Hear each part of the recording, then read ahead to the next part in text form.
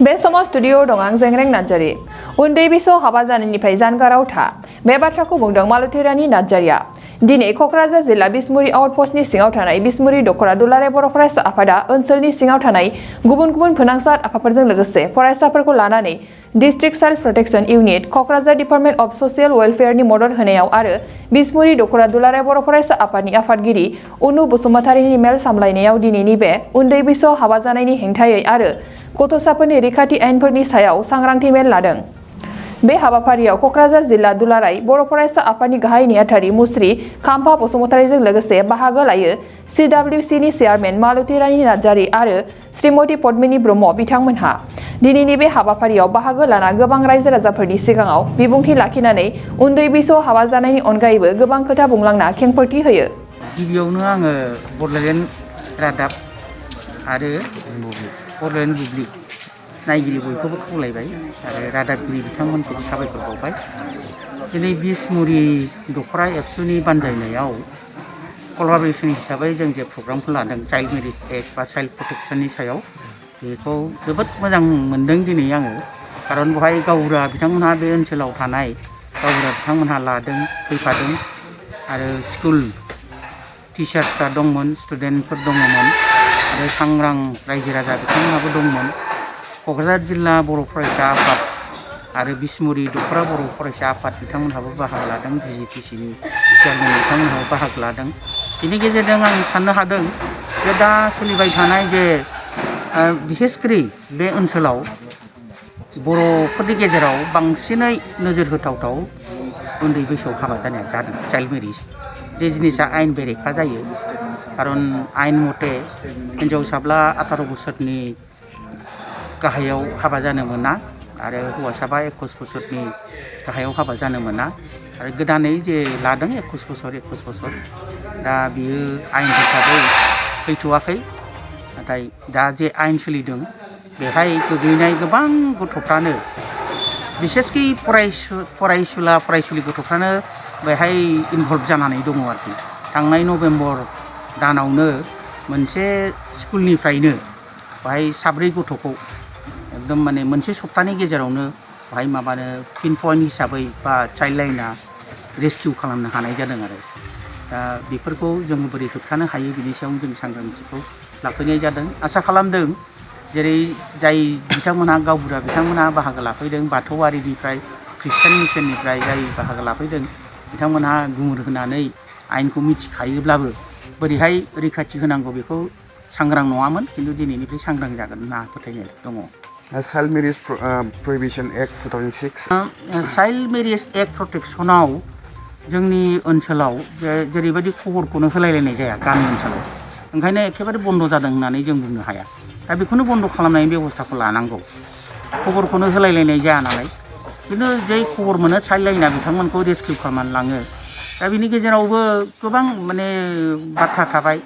Child marriage जानायनि सिगाङै जों जेरैबायदि मोनदों स्टुडेन्टनि गेजेराव माने ससियेल एरेन्जमेन्टनि बागै खोब मोजां मोनलायनानै खारसनलायनायखौ नुनो मोन्दों। दा बेवहाय हौवासाफ्राबो बैसो उन्दैनि थायो, नाथाय बेवहाय जों बांसिन नुदों जे आयेनाव थाङोबा बे पक्स'आव गोलैदों, पक्स' एक्टआव गोलैदों। पक्स' एक्टआथ' नन बेलेबल, खारन हौवासाया 18 बोसोर जाबाथाय बे एरेस्ट जायो। 18 बोसोरनि गाहायावबा बेखौ एरेस्ट खालामनो हाया, जिहेतु बे माइनराव गोलैयो। दा बिदि हिसाबै बेखौ होबथालायनांगौआ रायजो राजानिनो आरोखि। रायजो राजाफ्रा, गामिनि मानसिफ्रा बा गार्जेनफ्राबो एलार्ट जानांगोन। जों नुदों जे गार्जेनफ्रा मोजां मोनलायोब्ला हाबा होथारनांगौ होननानै साननानै हाबाखौ होनो जबरदस्त खालामो, नाथाय बे गोरोन्थि। बे गोरोन्थिनि थाखायनो दिनै जोंनि समाजाव हाबा लानो ओंखारनायफ्रा जादों। दा नैबे प्रटेक्शननि बेलायाव जाय हाबा होग्रा पुर'हित जेखि धोरोमनि जाया मानो, ख्रिस्टाननि हक, बाथौनि हक, ब्रह्मनि हक बा जायफोर मन्दिराव हाबा होग्रा बिथांमोनहाबो सांग्रां जानांगौ। नङाबा बे आयेननि आवथायाव फैयोब्ला हमजालायनाय जायोबा बिसोर थोंजोङै जेल जानो गोनां जायो। गावबुरानो हक बा बथ गार्जेन, हौवासानि हिन्जावसानि गार्जेन बिथांमोनहाबो जेल जायो।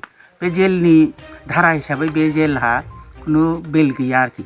ओमफ्राय बिनिफ्राय जुदि केसखौ नायनानै माबायोबा 6 मासाथ' जेलखा, 2 लाख थाखा बिस्रा दन्द होनांगौ जायो गावबुरा बा जाय पुर'हित बिथांमोना। आरो पुर'हित बिथांमोनहा हाबा होग्राफ्रा बिथांमोननि सार्टिफिकेटखौ सिज खालामनाय जायो।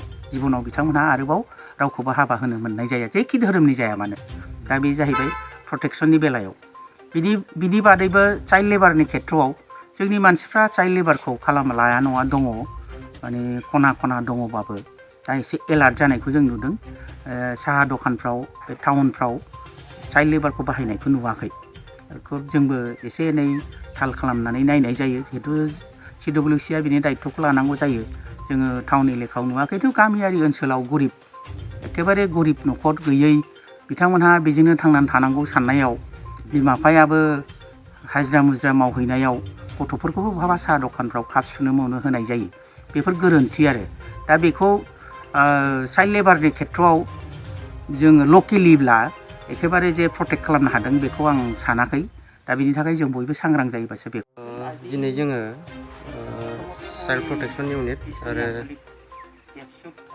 ससियेल वेलफेयार डिपार्टमेन्ट क'क्राझार लोगोसे जोंनि बिसमुरि दख'रा दुलाराय बर' फिसा आफाद जयेन्टलि दिनैनि चाइल्ड मेरेजनि एगेन्स्टआव जोङो मोनसे हाबाफारि लादों उद्देश्यआ बेनोल' जे चाइल्ड मेरेजनि एगेन्स्टआव जों बयबो दायित्व लानानै खामानि मावनांगौनि थाखाय कालेक्टिभ रेसपन्सिबिलिटिनि थाखाय जों दिनै बेयाव जयेन्टलि हाबाफारिखौ लादों मानोना दुलाराय बर' फरायसा आफादा बिनि एगेन्स्टआव खामानि मावगासिनोखाबाबो जोङो आयेनखौ फल' खालामनानै खामानि मावो नाथाय चाइल्ड वेलफेयार कमिटिया बिसोरो ल'खौ एग्जिकिउट खालामो हिसाबै जयेन्टलि जे जों एवारनेस लादों बियो रायजो राजाफोरनि थाखाय जोबोद इफेक्टिभ जादों आरो गोहोम गोनां जागोन जों बेखौ बुजिना लादों आरो जों दिनै हांख्रायदों बेहाय बिसमुरि दख'रानि सिङाव थानाय गासै गामि बेंगिरिफोर रायजो राजाफोरखौ जों हांख्रायदों बेयाव बाहागो लादों धोरोम आफादनिफ्राय बाथौ ख्रिस्टान ब्रह्म बिथांमोननि बिबानगिरिफ्रा बाहागो लादों दख'रानि सिङाव थानाय गासै BDP मानगोनां बिथांमोना बाहागो लादों आरो बाव बाहागो लाबावनो हादों